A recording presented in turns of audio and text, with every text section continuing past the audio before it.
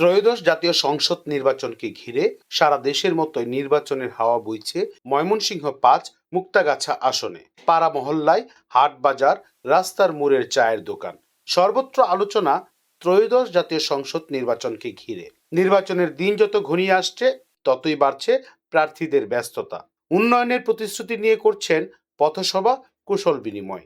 জয়ের ব্যাপারে আশাবাদী প্রতিটা দলের প্রার্থীরা। তবে এবার সচেতন এই আসনের ভোটাররা। যোগাযোগ, শিক্ষা, স্বাস্থ্যের পাশাপাশি সামাজিক নিরাপত্তায় যারাই ভূমিকা পালন করবেন তাদের নির্বাচিত করতে চান ভোটাররা।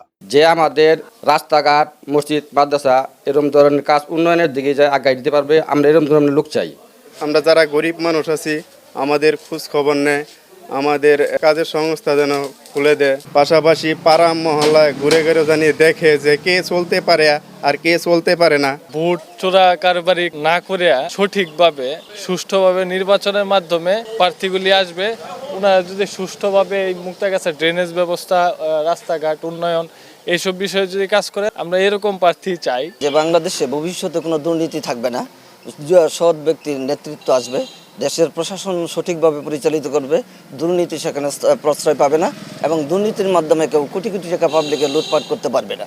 আমরা একটা ভালো প্রার্থী চাই, যেন মুক্তাগাছায় ভালো রাস্তাঘাট নির্মাণ, ভালো চিকিৎসার জন্য, স্কুল কলেজ যাতে লেখাপড়া বাচ্চাদের সুবিধার জন্য, তারপরে আমাদের মেয়ে ছেলে নিরাপদ, এমন একটা প্রার্থী চাই। ময়মনসিংহ মুক্তাগাছা উপজেলায় একটি পৌরসভা, 10টি ইউনিয়ন নিয়ে গঠিত ময়মনসিংহ ৫ আসন। জমিদার আমলে এ অঞ্চলে তাদের প্রভাব ছিল সবচেয়ে বেশি।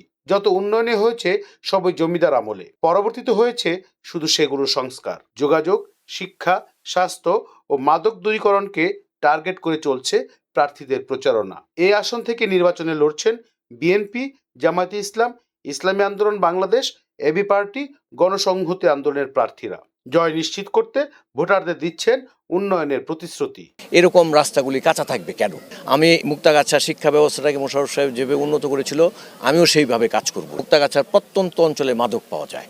এই মাদককে কিভাবে আমরা দূর করব, আমি মানুষকে কথা দিচ্ছি, আমাকে যদি তারা ভোট দেয়, ধানের শীষ মার্কায় ভোট দিয়ে যদি এমপি বানায়, আমি মুক্তাগাছাবাসীকে নিয়ে এই মাদককে মুক্তাগাছা থেকে চিরতরে বিদায় দিব। এবং মুক্তাগাছায় জুয়ার প্রচলন আছে ব্যাপক, যে ধানের শীষের লোকরা কারোর সাথে ঝগড়া করতে যাবে না।